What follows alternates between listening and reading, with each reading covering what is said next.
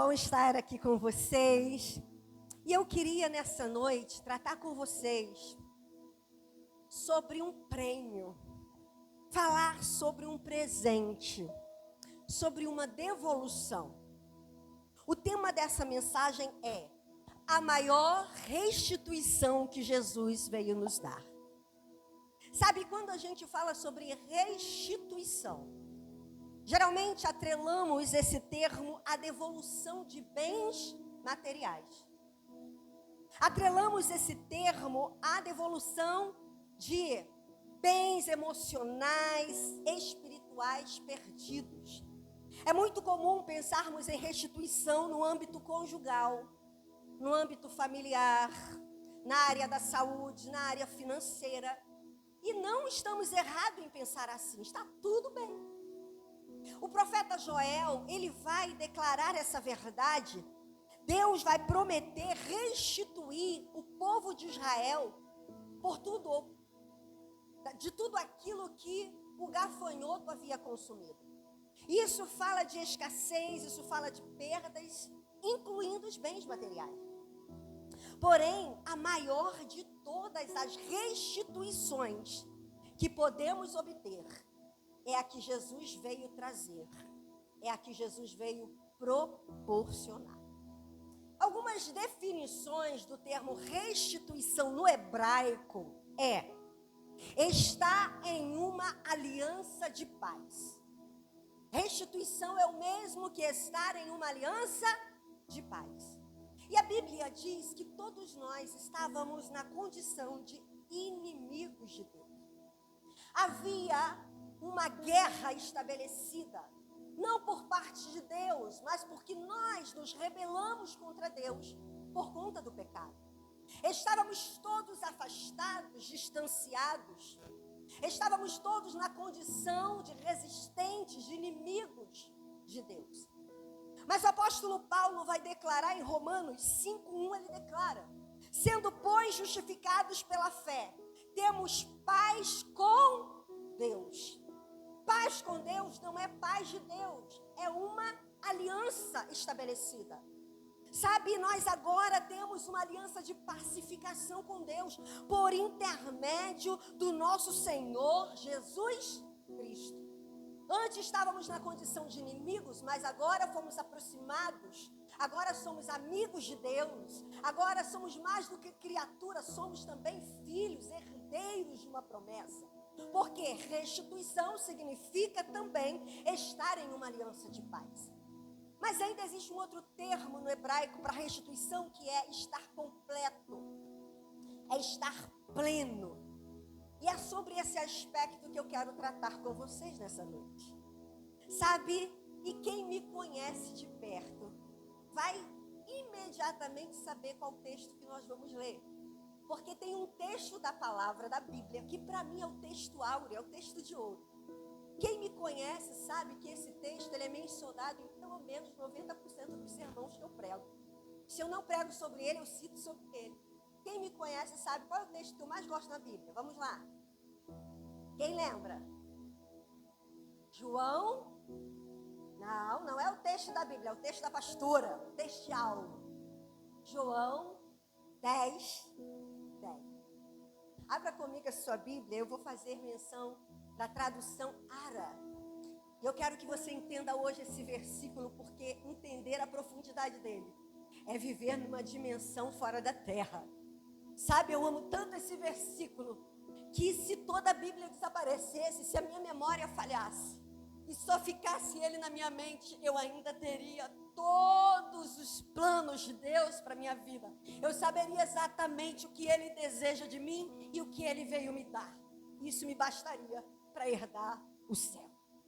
João 10 declara assim: o ladrão vem somente para roubar, matar e destruir. Eu vim para que tenham vida e a tenham em abundância. Parafraseando esse versículo para você entender um pouco melhor. Jesus declara assim: aquilo que o ladrão, aqui é Satanás, tipificado por essa figura do ladrão. Então Jesus está dizendo assim: olha, aquilo que o ladrão, Satanás, veio roubar. Eu vim para restituir. Eu vim para devolver a vocês, que é a vida e a vida em abundância. Essa é a maior restituição que Jesus veio nos dar. E o que é vida plena? O que é vida completa? O que é vida abundante? Certamente não tem a ver com a ausência de problemas. Entenda isso, vida plena e abundante não tem a ver com a ausência de problemas. A vida aqui ela é cheia de fornalhas, chamada de aflições. Sabe, Jesus em João, no capítulo 16, no verso 33, ele enfatiza essa verdade dizendo: no mundo vocês terão aflições. Mas ele completa esse versículo dizendo: tenham bom ânimo, porque eu venci. Jesus está dizendo: sejam completos, sejam plenos, vivam a vida abundante, porque eu já venci para vocês o mundo, amém? E quando olhamos para essa verdade, a gente entende que a chave para passarmos pelas aflições com êxito é saber que Deus é o responsável, tanto por ajustar a temperatura, quanto o tempo em que vamos estar nas fornalhas das aflições. Essa é uma frase da Lisa Biviri, do livro Mulheres com Espada. Ela declara essa verdade, que Deus é o único responsável para ajustar tanto a temperatura da fornalha, quanto o tempo que vamos estar nela. Sabe, na forja do metal, como por exemplo na fabricação da espada, alguns elementos são necessários: água, fogo e pressão. A água, ela pode se apresentar de uma forma muito contraditória. Por exemplo, a mesma água que pode nos hidratar, ela pode nos matar. A mesma água que faz com que a gente, sabe, possa gentilmente boiar sobre a sua superfície, ela também pode nos afundar nas suas profundezas. A mesma água que serve para irrigar os campos, ela também pode destruir cidades. A mesma coisa nós podemos ver, não é, com o fogo. O fogo também se apresenta nessa ambiguidade. O mesmo fogo que nos aquece, ele também pode nos queimar. O mesmo fogo que refina, ele também pode consumir. E o mesmo fogo que ilumina, ele também pode destruir. Mas a palavra de Deus em Isaías, no capítulo 43, no verso 2, ele declara: quando vocês passarem pelas águas, ainda que seja na sua forma mais adversa, eu estarei com vocês. As águas e os rios não os afogarão. Quando vocês passarem pelo fogo, mesmo na sua forma contraditória, o fogo que destrói, que consome, ele declara: eu estarei com vocês, nenhuma chama queimará, nenhum fogo arderá em vocês. Consegue entender a dimensão dessas verdades? Sabe, nem sempre seremos poupados da fornalha. Nós encontramos em Daniel o registro de 3 jovens que foram lançados no fogo ardente, numa fornalha aquecida 7 vezes mais. Deus não os poupou de estarem lá dentro do fogo, embora ele pudesse fazer. Sabe, nem sempre a gente vai ser livre da fornalha. Vez por outra seremos lançados nela. Mas a Bíblia, a palavra de Deus nos garante que no fogo ele estará conosco. A história relata que aqueles jovens são lançados em 3, mas quando olharam, viram 4 pessoas. Por quê? Porque a palavra que Deus havia liberado pelo profeta Isaías havia se cumprido na vida daqueles 3 jovens. Eles estavam no fogo ardente, mas a chama não ardeu no corpo deles. A Bíblia diz que nem cheiro de fumaça tinha nos seus cabelos. Tudo que o fogo queimou foram as cordas que os aprisionaram. Quando olhamos para o apóstolo Paulo em Atos 27, o apóstolo Paulo vivenciou uma tragédia. Ele estava atravessando o mar, o oceano, indo a Roma para se apresentar-se ao rei. E no meio do mar, uma grande tempestade se levanta. O texto vai dizer que a embarcação que Paulo estava, com mais de 200 pessoas, se quebrou. O barco, o navio, não aguentou a pressão do vento. E eles foram parar em mar aberto, sabe, no mar cheio de tormenta, no meio do vento, no meio do furacão, nas águas profundas, no meio do oceano. Mas a Bíblia diz que no meio daquele caos completo, onde só tinha destroços da embarcação para que eles pudessem se agarrar, o Deus que prometeu estar conosco nas águas adversas estava com Paulo e os levou seguros até a praia. Sabe, talvez você tenha entrado aqui, você esteja vivendo essas dificuldades, essas nuances da vida. Talvez você esteja numa fornalha, num fogo ardente. Talvez você esteja imerso ao mar das tormentas da vida. Mas o que Jesus diz é: eu estou contigo, eu estarei com você. E isso deve nos bastar, isso deve promover a sensação de paz no nosso interior. E o que é pressão? A pressão, ela é esmagadora, mas é a pressão do martelo que dá forma ao aço. O aço, ele precisa ser derretido em fogo altíssimo, em altas temperaturas. Depois ele é jogado na água e depois ele é batido com o martelo até que a lâmina esteja pronta para ser usada.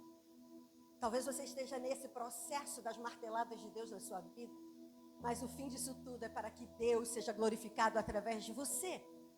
Sabe, a mesma pressão que controla o martelo, ela controla o cinzel. O cinzel é usado pelo ourives e é o cinzel que modela a joia. E existe pressão no cinzel. Sabe, a pressão também, ela nas mãos do olheiro dá liga ao barro. Então as pressões, elas tendem a nos aprimorar.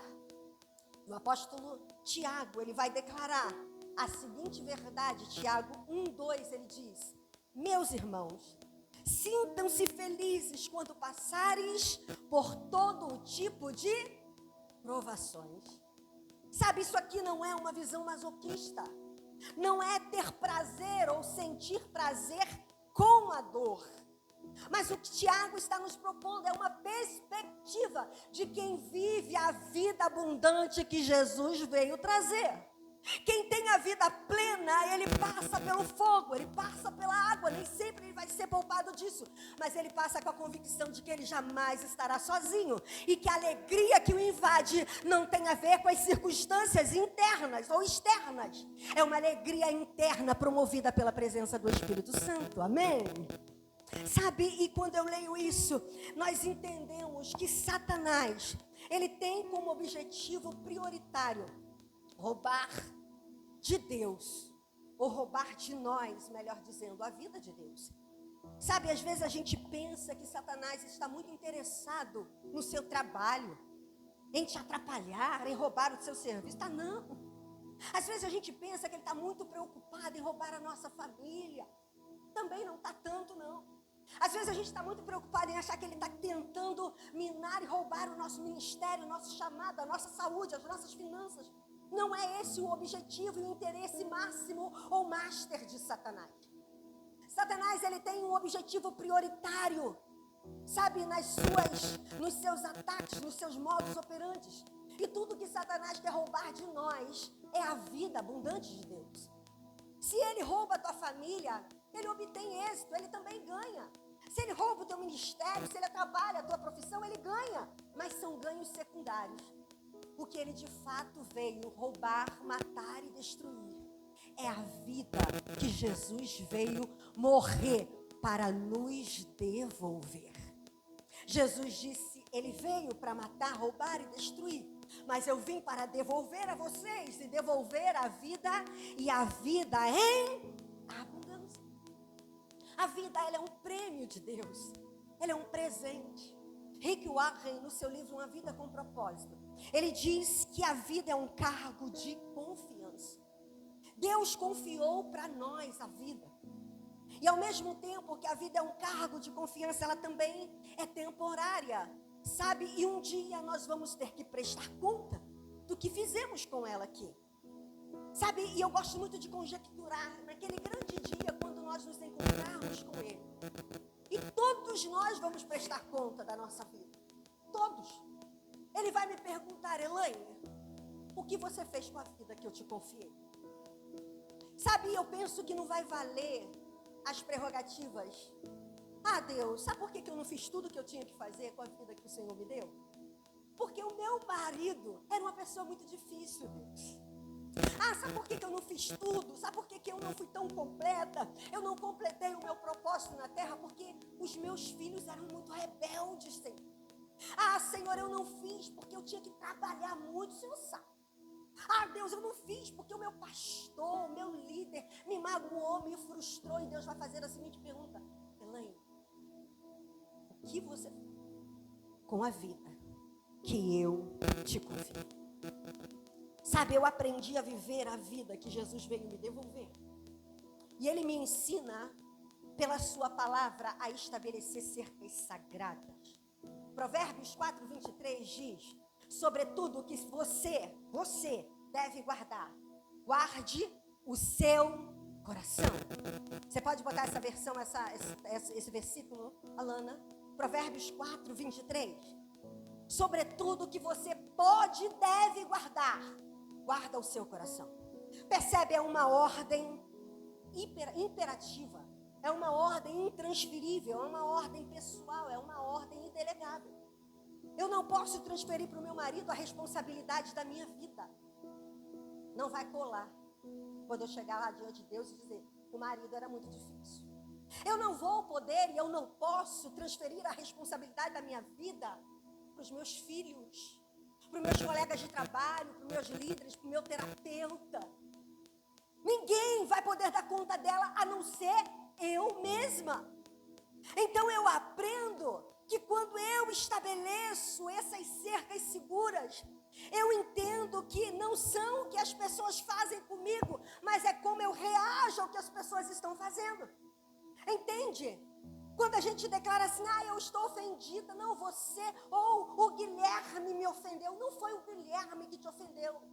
Você que se deixou ofender-se pelo Guilherme.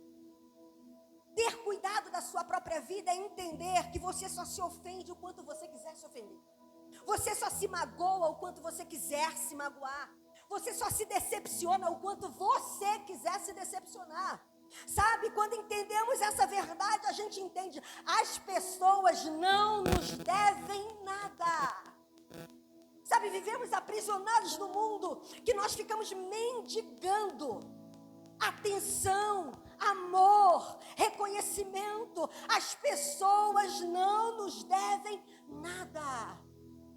Eu só me frustro porque eu tenho expectativa no retorno, mas as pessoas não têm que me dever ou não podem me dever. Eu preciso entender que a vida é uma responsabilidade minha. Então não é o meu marido que me magoa, é eu que deixo que ele me magoe. Não são os meus filhos que me decepcionam, eu é que deixo que eles me decepcionem. Entende? Esse é o padrão do diabo. Ele veio para matar, roubar e destruir a vida de Deus. Mas quando você entende que Jesus veio fazer a obra que Ele completou na cruz, você nunca mais vai viver uma vida triste, amargurada, ressentida, por conta das pressões, por conta do fogo, por conta da água, por conta das desilusões e frustrações. Porque você aprendeu que a vida é um presente unicamente, individualmente, intransferível. Sabe, quando a gente entende essa verdade, nós não ficamos aprisionados na dor, nós não ficamos aprisionados nos traumas, nós não ficamos aprisionados na culpa. Essas são cadeias que Jesus veio nos libertar. Sabe, eu gosto muito da seguinte afirmação de Jung, que ele declara: você não é o que as pessoas te fizeram. Você é o que você decide ser. Mas eu fiz um grifo pessoal. Eu prefiro essa frase com o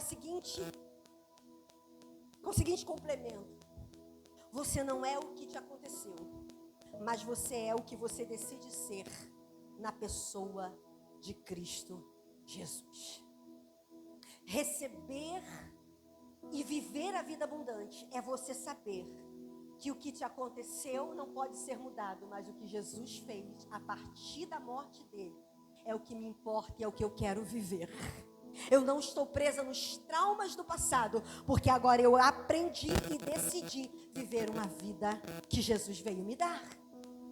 Olha que libertador. Você pode escolher carregar alguém que te traiu. Você pode escolher carregar alguém que te feriu. Você pode escolher carregar alguém que te maltratou.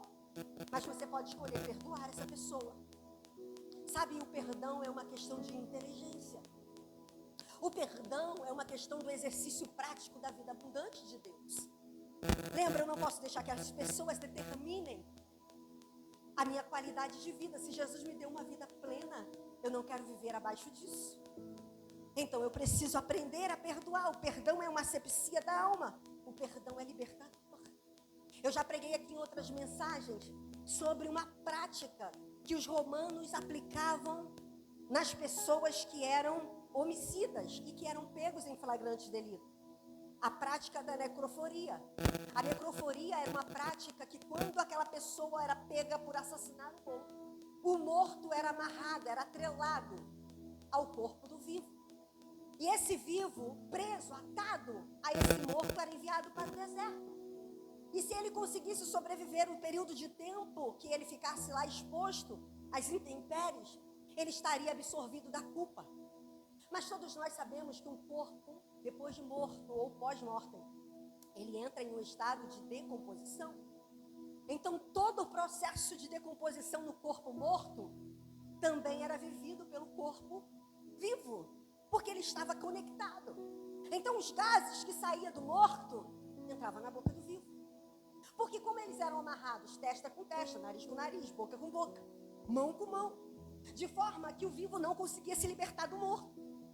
A gente sabe que um corpo morto, em algumas horas, ele começa, principalmente exposto ao sol escaldante de um deserto, ele começa a estourar, a liberar fluidos. Aquele líquido que saía do morto começava a ser introduzido na boca do vivo. As larvas que consumiam o tecido do morto começavam também a consumir o do vivo. E sabe, em 99% dos casos, o morto matava o vivo. Não perdoar, irmãos, é carregar um corpo podre, morto, que vai te apodrecer, que vai te levar à morte, que vai roubar de você a vida abundante de Deus. Você pode até existir e o diabo não está preocupado com isso, mas ele não quer que você viva. Mas Jesus veio para que você viva a vida plena, a vida abundante, a vida além da medida, a vida extraordinária. Aleluia! Aleluia! E aí, de repente, você declara, eu não consigo perdoar. Sabe, mas você precisa perdoar os outros e a si mesmo. Porque muitas vezes nós somos os nossos maiores algozes. Nós nos sabotamos com a culpa de pecados cometidos. E eu aprendo por essa palavra que Jesus faz-me viver a vida que Ele veio me dar. E o perdão, ele é o resultado dessa realidade. Eu não posso estar preso no pecado, nem na culpa pelo erro cometido. Eu não posso estar preso na dor por aquilo que as pessoas me fizeram. Eu preciso exercer o perdão, porque o perdão é um resultado da vida plena de Deus em mim. Sabe, Satanás, ele traz à nossa mente pensamentos que não são nossos. Pensamentos de vingança, de revide, de autocomiseração. Pensamentos de vitime, pensamentos eróticos, que não são nossos. E muitas vezes tudo isso vem para nos aprisionar numa sensação de, sabe, de impureza, numa sensação de culpa. E quantas são as pessoas, sabe, que vivem se culpabilizando por pensamentos nocivos, por pensamentos, sabe, pecaminosos. Mas eu quero trazer essa verdade para você. Esses pensamentos, mesmo na primeira pessoa, eles não são seus.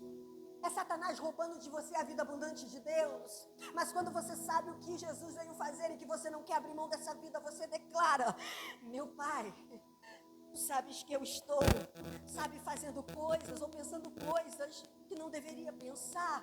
Mas eu creio no teu amor e eu te agradeço pelo perdão do meu pecado. E quando você declara essa verdade, você consegue se libertar de todas as cadeias de culpa, renunciando o pecado e pedindo a Ele, Senhor, obrigado pelo teu amor e agradeço pelo teu perdão. Você está vivendo a vida plena de Deus. Sabe, às vezes existem pessoas que ficam pedindo perdão, perdão, perdão, como se Jesus ainda tivesse que voltar na cruz e derramar o restinho de sangue para perdoá-lo do pecado. Eu quero dizer algo, Jesus já fez a obra completa. Ele não precisa mais voltar lá para derramar o restinho de sangue para o teu pecado.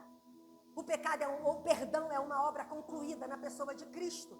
E todo aquele que vive uma vida abundante de Deus, ele sabe que se ele pecar, ele pode e tem o perdão de Deus garantido para a vida dele. Ele renuncia ao pecado e ele segue crendo na purificação dos seus pecados. E quando você faz isso, você faz com que o inimigo dê um tiro no próprio pé. Porque tudo que ele quer te aprisionar da culpa, roubar de você a vida abundante. Então você pode declarar: Senhor, talvez eu não tenha sido sincero com esses pensamentos, talvez eu tenha escondido eles do Senhor, mas eu os exponho à luz da tua verdade. E obrigado pelo teu perdão. Isso é viver a vida plena. Sabe, o pecado, ele trouxe para nós alguns efeitos danosos. O pecado veio para nos danificar, nos fragmentar. Mas Jesus veio para trazer integralidade do nosso ser. Ter uma vida plena é ter uma vida inteira, é ter uma vida completa. Sabe, um diagnóstico de quem tem uma vida plena não tira desse lugar de conforto. Um diagnóstico contrário, a escassez, a falta de um emprego, uma porta fechada, não tira ele desse lugar de conforto, paz e segurança. Uma crise no casamento, uma crise familiar, não tira ele desse ambiente. Um luto não tira ele desse lugar, porque a vida abundante de Deus, ela traz para nós a integralidade do ser. O que o pecado veio danificar, fragmentar, Jesus veio para trazer integralidade. Sabe, a gente aprende que o pecado, ele trouxe para nós essas destruições da mente. O pecado, ele nos desconectou de tudo aquilo que nos fazia pleno. Por exemplo, o homem no Éden, ele tinha conexão com a criação, ele tinha conexão com o Criador, ele tinha conexão consigo mesmo e ele tinha conexão com o outro. O homem era pleno, o homem era completo. O homem não tinha carência de coisa alguma. Mas o pecado chegou, Adão e Eva cederam à tentação, e a Bíblia vai dizer que o pecado, então, ele trouxe para nós todas essas desconexões. O homem foi afastado da criação. Ele foi desconectado da criação. Nós conhecemos a história. Adão, quando abre seus olhos por conta da desobediência de comer da fruta ou do fruto proibido, a Bíblia diz que ele se percebe nu, ele vai até a árvore da figueira e ele tira folhas dela. Adão, até aquele momento, era o cultivador do Éden. Ele era o protetor. Eu penso que Adão falava com a natureza e a natureza também o compreendia e se manifestava. Adão, irmão. Havia uma inteireza, havia tanta conexão que a natureza se dispunha a suprir todas as carências que Adão possuía. Havia uma conexão, mas no momento que Adão peca, que ele arranca folhas da figueira, uma desconexão acontece. E é por isso que a gente vê tantas catástrofes naturais acontecendo. Dá-se a essa degradação, a essa violação que tem aumentado exponencialmente ao longo das eras. Gosto muito da frase que diz: é triste pensar que a natureza fala, mas que o gênero humano não a ouve. Nós estamos com os nossos ouvidos tapados porque fomos afastados da criação. O pecado nos afastou de Deus. A Bíblia diz que Deus ia visitar Adão todas as tardes no Éden. E Deus foi, mesmo quando Adão havia pecado. Deus compareceu ao lugar de encontro. Sabe, o pecado, ou melhor, Satanás faz a gente pensar que quando a gente peca, Deus vai nos punir, vai nos afastar dele, vai nos desprezar. É isso que ele quer que você pense. Mas quando eu olho para a Escritura, eu vejo em todo o tempo Deus em busca do homem, mesmo quando esse pecou e se tornou inimigo dele. Deus chegou no lugar de encontro. Deus foi lá visitar Adão, se relacionar com Adão. Mas quem não apareceu ao encontro foi Adão. O pecado nos afasta de Deus. O pecado nos leva para longe da presença dele. E é tudo isso, é isso tudo que Satanás quer fazer. Ele quer nos afastar e ele continua tentando e fazendo isso com o homem. Depois que o homem se afasta do Criador, nós vamos ver o homem se afastando de si mesmo. Adão, ele declara, quando Deus pergunta: Adão, por que você está escondido? O pecado nos faz se esconder. A culpa pelo pecado nos faz se esconder de Deus. E Adão responde: eu tive medo. Sabe, essa frase mostra a desconexão de Adão com ele mesmo.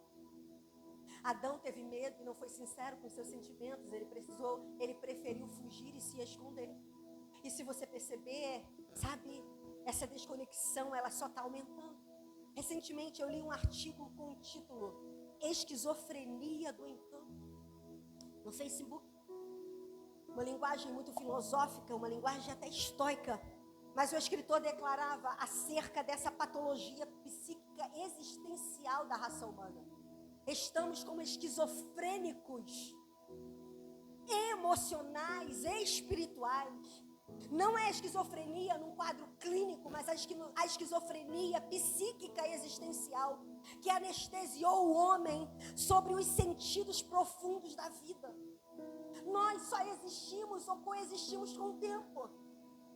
Qual foi o dia que você tirou para apreciar o belo? Qual foi o dia na correria dessa semana que você sentou ao ar livre só para sentir o vento?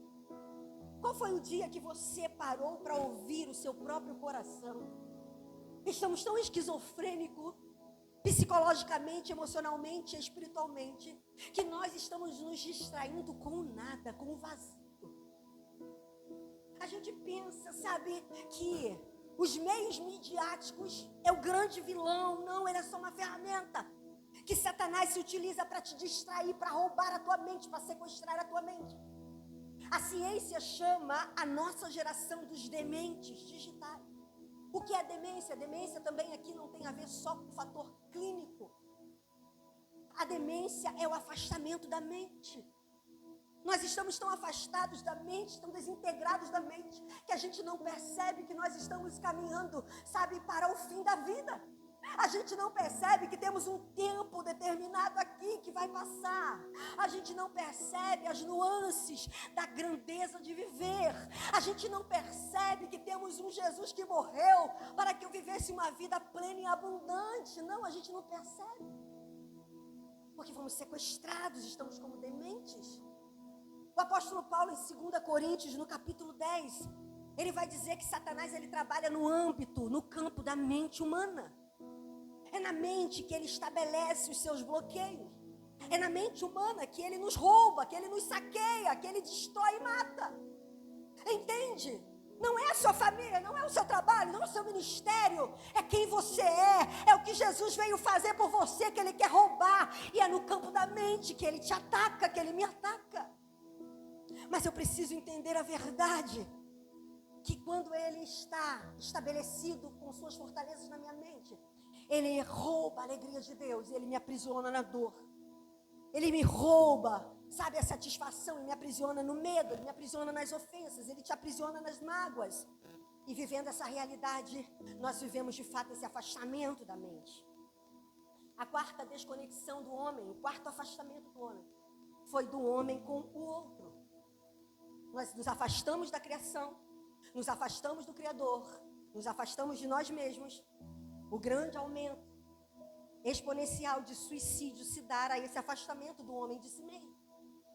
Mas também nós nos afastamos do outro. Quando Adão peca, e Deus ele vai inquirir de Adão por que ele o fez. Adão, ele transfere a responsabilidade para Eva. Ele diz, olha, eu fiz, eu desobedeci, eu pequei, porque a mulher que tu me deste me fez pecar. Ele transfere a responsabilidade para a mulher e de quebra para Deus. Quando Deus pergunta para Eva, Eva, por que você fez isso? E aí Eva transfere a responsabilidade para a serpente. Não é? E a gente vive essa realidade. Essa realidade de desconexão do outro. É por isso que hoje a vida alheia é tão banalizada. É por isso que hoje, sabe, é tão sem importância a vida do outro. Vivemos uma cultura de um individualismo exacerbado, egos inflados, sabe? Hoje vivemos os dias das carreiras solos, da emancipação. Esquecemos-nos dos outros, não olhamos mais para o outro. Até os relacionamentos que foram feitos para durar, hoje se tornaram, volúveis. Hoje se tornaram efêmeros. Porque por conta dessa, desassociação, desse afastamento. E aí a gente vive culpando o outro. A gente vive na síndrome da transferência. É mais fácil culpar o outro pelas minhas frustrações. É mais fácil culpar o outro pelos meus fracassos. Mas quem vive a vida plena de Deus age na contramão. Quem vive a vida plena de Deus vive o que a Bíblia chama de domínio próprio. Numa palavra mais atualizada, vive a autorresponsabilidade. Autorresponsabilidade é você trazer para si a responsabilidade de tudo que te aconteça. Uma pessoa que tem uma vida inteira, completa, ela nunca culpa o outro ou a terceiros pelos seus fracassos. Ela assume o papel que lhe cabe. O que eu fiz que contribuiu para essa situação? Agora, autorresponsabilidade não é autopunição, não é culpabilização. Autorresponsabilidade é trazer para si a responsabilidade de tudo que te aconteceu e procurar meios para resolver. Sabe, uma pessoa que vive a vida plena, numa discussão acalorada, ela não diz, a culpa é sua. Ela pensa e diz, o que eu fiz para trazer esse prejuízo? E o que eu posso fazer para melhorar? Sabe, quando eu olho para Davi, eu percebo uma contradição, um contraponto imenso entre Davi e Adão. Quando Adão peca, ele transfere a responsabilidade para Eva para a serpente. Mas quando Davi peca, Davi assume a responsabilidade. Davi sabia o que era ter uma vida plena. No Salmo 51, quando Davi é confrontado pelo seu pecado, ele diz assim, somente eu pequei contra ti. Eu fiz o que era mal. Mas Davi, ele também reconhece. E em outras palavras, eu creio que Davi orou da seguinte forma, mas eu conheço o teu amor. Eu sei que eu falhei. Eu sei que o que eu fiz era mal. Eu sei que o pecado que eu cometi é de responsabilidade unicamente minha. Mas eu conheço o teu amor. E ele declara, torna a dar-me a alegria da sua salvação. Torna a restituir-me um espírito quebrantado. Dai-me um coração puro. Davi não ficou se lamentando, dizendo, me perdoa, me perdoa, me perdoa. Tentando torcer Jesus na cruz. Ele disse, eu confio no teu perdão. Sabe, Davi, ele diz, enquanto eu escondi o meu pecado, os meus ossos adoeceram. Mas eu os disponho diante de ti. Porque eu sei que o Senhor me ama. E eu te agradeço pelo teu perdão. A Bíblia diz que Davi foi um homem segundo o coração de Deus. Porque Davi soube se apropriar daquilo que Jesus ainda viria fazer. Hoje nós temos o fato consumado. Então o que Jesus declara para mim e para você.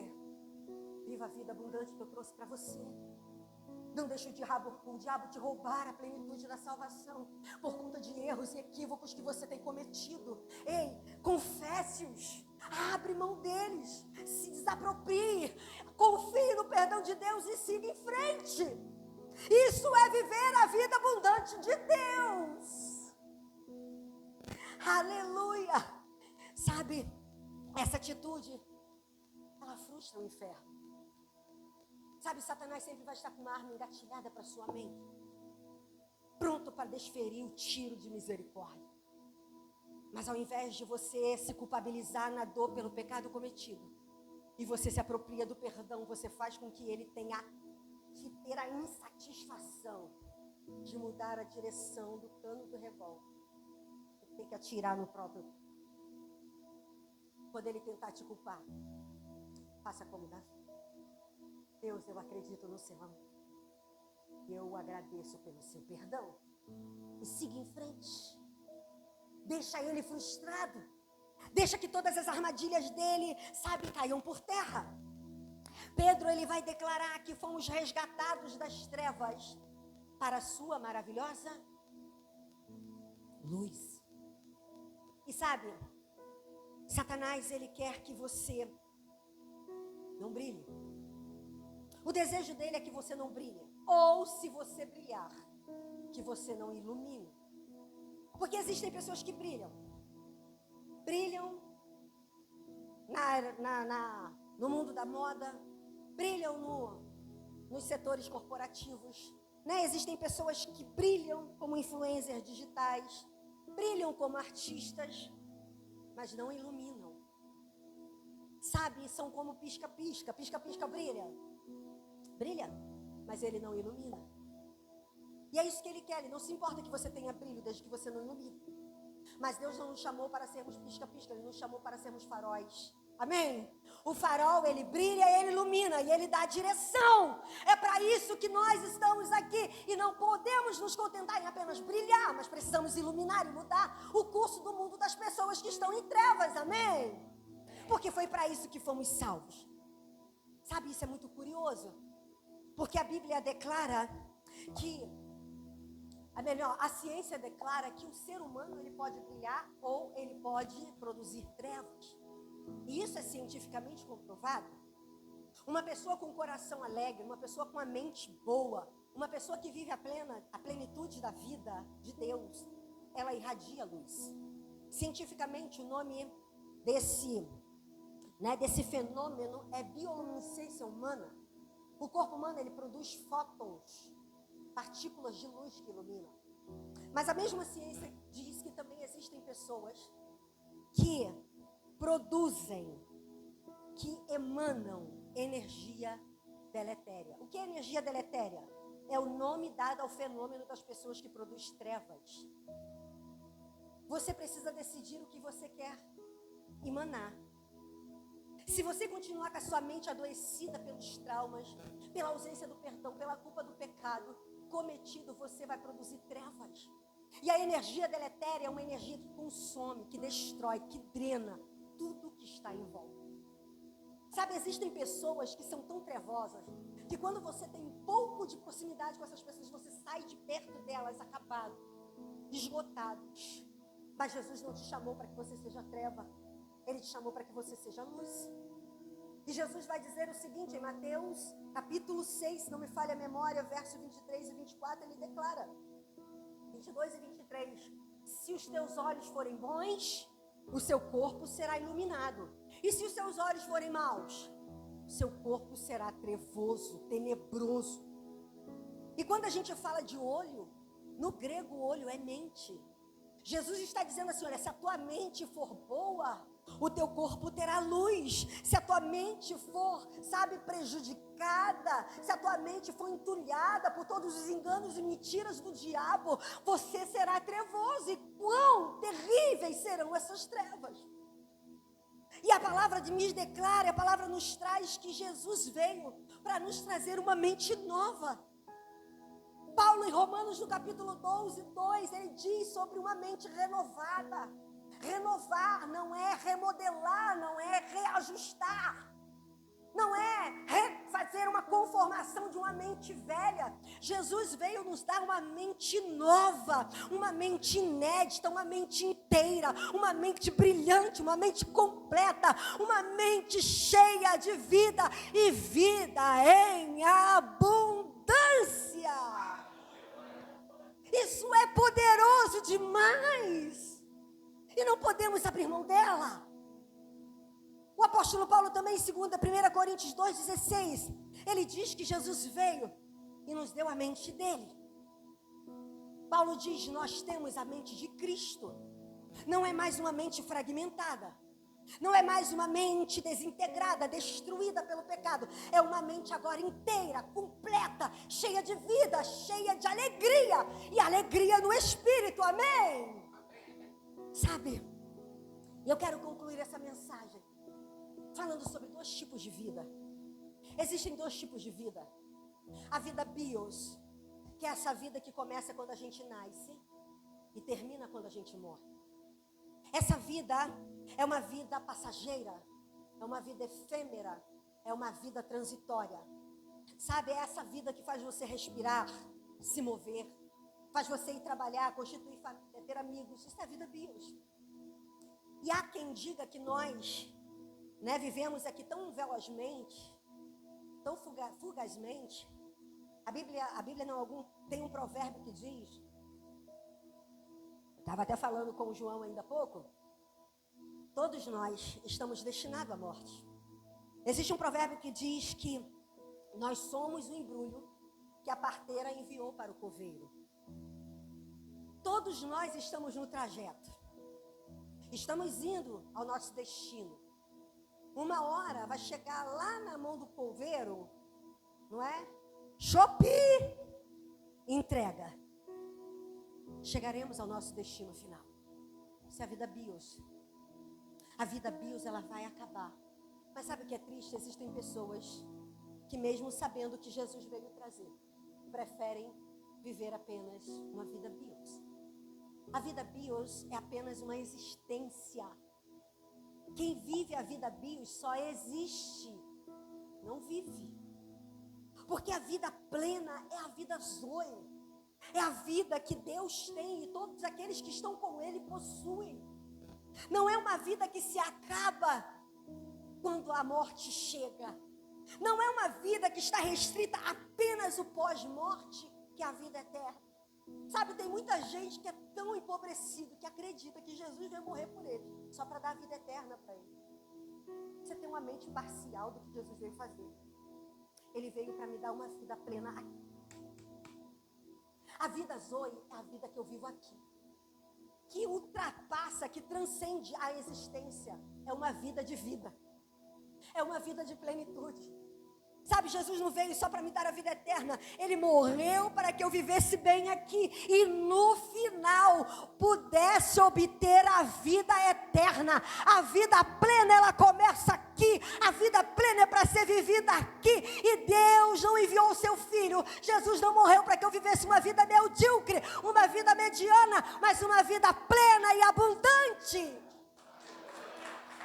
Aleluia! Sabe, tem muitas pessoas que são como o Mar Morto. O Mar Morto é um mar literal. Geograficamente ele existe. Ele está lá na Palestina. Mas sabe, o Mar Morto, embora ele exista, ele não tem vida. Dada a alta condição de salinidade, dada o acúmulo de minérios, dada a realidade de que ele só recebe e não dá nada para ninguém. Porque o Mar Morto, na realidade, é um lago de águas paradas. Sabe, ele só recebe. E eu quero te falar uma verdade. Quem tem a vida plena de Deus, não é o Mar Morto. É o Jordão. O Jordão, ele é o rio mais fértil da Palestina. Sabe por quê? Porque o Jordão recebe e dá. A vida plena, ela não pode ser contida aqui. Quem tem a vida plena não consegue viver uma vida só para si. Se você não consegue falar de Jesus com paixão para ninguém, se você não consegue amar Jesus acima de todas as coisas, ser tão feliz com Jesus, você ainda é um Mar Morto. Você pode ter nome no hall de membros, você pode estar na igreja há muito tempo, mas você ainda é um Mar Morto. Porque o mar, o rio Jordão, ele tem vida porque ele dá vida.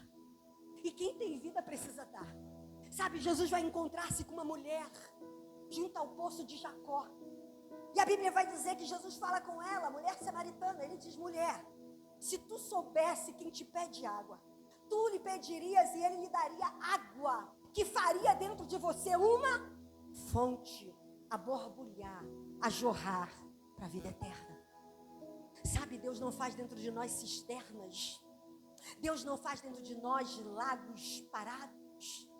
Quem tem a vida abundante de Deus, ele jorra, ele transmite, ele transfere, ele deságua, ele flui. Aquela mulher, ela recebe uma fonte dentro dela, mas ao contrário do Mar Morto, ela vai correndo em direção à cidade e ela declara, venham, eu conheci um homem. Irmãos, isso é poderoso. Tem muitas pessoas que fazem curso de seminário, teologia, pregam bem, sabe, tem uma eloquência, mas não conhecem a Jesus.